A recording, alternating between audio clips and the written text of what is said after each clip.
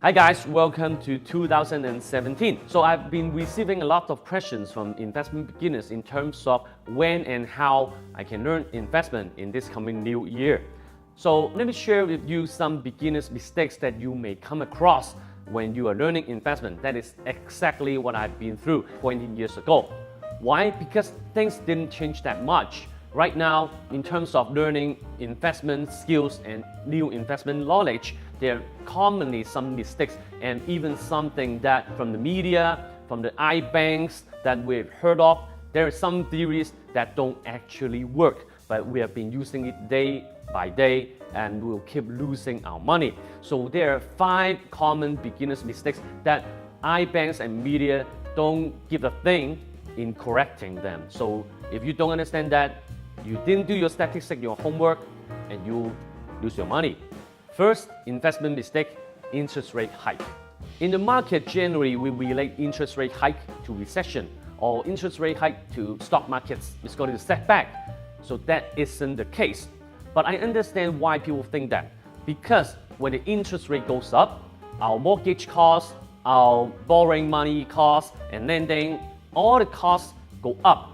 So we will easily relate to recession or even some setbacks and adjustments in markets. But that is not the fact. Think about this way. Is there any government in the world will really do something to strictly and directly harm its own economy? The answer is no. Why do they have the interest rate hike? It must be something to do with the economy is growing too fast. And they must have proofs of the economy is going too fast to the extent if they are not doing anything, they will show some bubbles, and when bubbles burst, the real recession will come. So all these policies is about how to extend the current in terms of the growth of the economy, how it will grow longer and they can play the game longer. So if not, they have some kind of data or kind of proof in their hands, they will definitely not do something like that to harm the economy. So there's proof in the past 60 years of the interest rate hike in the United States, all the recessions that happened in the United States have never overlapped the period of the interest rate hike. In other words, interest rate hike not only will not overlap with the recession periods, there is a proof that this is an economy expansion. That's why government will have interest rate hikes. So it's the other way around. So in terms of investment approach, we can treat it like that. That is a proof that the government is saying yes to the economy. So you will find a correct timing even though the market is panic or paranoid that market and prices are dropping, but that may be a good chance for you to buy instead of a chance for you to sell. So if you mix up these two things, then you will treat bull market to bear market, and you treat a bear market instead of a bull market. So that is a really beginner mistake that even for some experienced investor, they will still mix up in terms of the economy is the reason of interest rate hike. Instead of the real reason, the fact is the economy is the real reason and the interest rate hike is the execution. That's completely 2 different things. Number 2, protective stocks. So some people call protective stocks as recession-proof stocks. So they're saying that when in doubt, buy protective stocks. Why? It sounds really sexy because when you're always in doubt, you buy protective stocks, they will always outperform the index. That's really cool, right? So when we try that, you will fail time after time. Because when you're in doubt, even that you're right? So even under a big adjustment or it's a bear market, think about this way.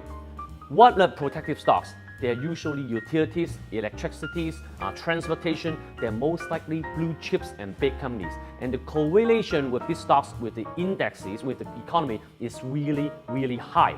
So imagine if under a 1 year or 3 year bear market it comes out, do you think the stock prices of these protective stocks will keep going up? The answer is hardly, because most likely they're also losing money or earning less. The stock prices will plummet downward. Okay, so when in doubt, what you should do? Buy cash, because in bear market these stocks will really outperform the index, but they will yield a negative return. then what's the purpose of investing? Number 3, when you buy something, it drops for 10%, you cut loss. So set 10% as cut loss level.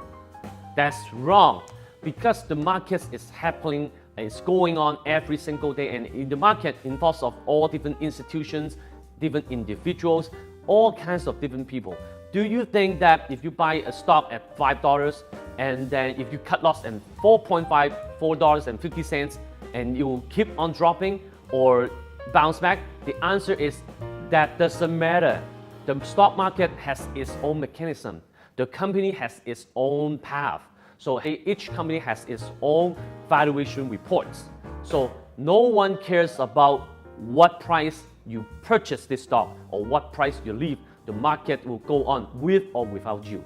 So better think of something that you have to think of the fundamental analysis, or you can come across with some technical analysis that will more align with the market. After all, the market is not about you or me. The market is market, a group of people from anywhere, any wealth, every kinds of people in the market. That's called market. It's just not you. Number 4, filling the gaps. So in charting and technical analysis, there are something called gaps. So what gaps are?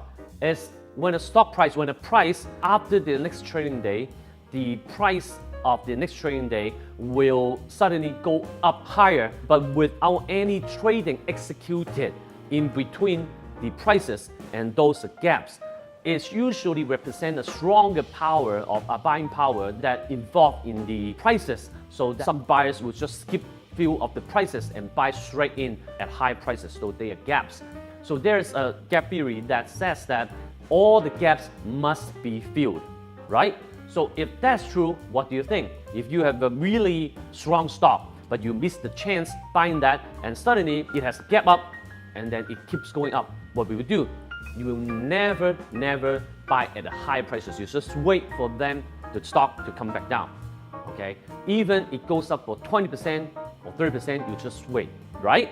That's wrong. So in my earlier experience in investing, I tried waiting for an index to fill the gap. I spent 1 year waiting. 1 year waiting without any investment. That's really waste of time. In the end, you found out that according to wave theories, that some gaps are meant not to be filled. Okay, that shows that is a really strong power going on in that asset. And even the gaps will be filled, it doesn't mean that it's today.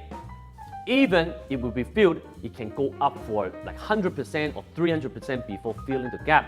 So do you have the patience to wait for the gap to be filled? Not necessary. So don't take that as a reference in terms of your investment. We have all hard-earned money. The money is really hard to earn nowadays. So please treat your investment portfolio wisely. So number 5, golden cross.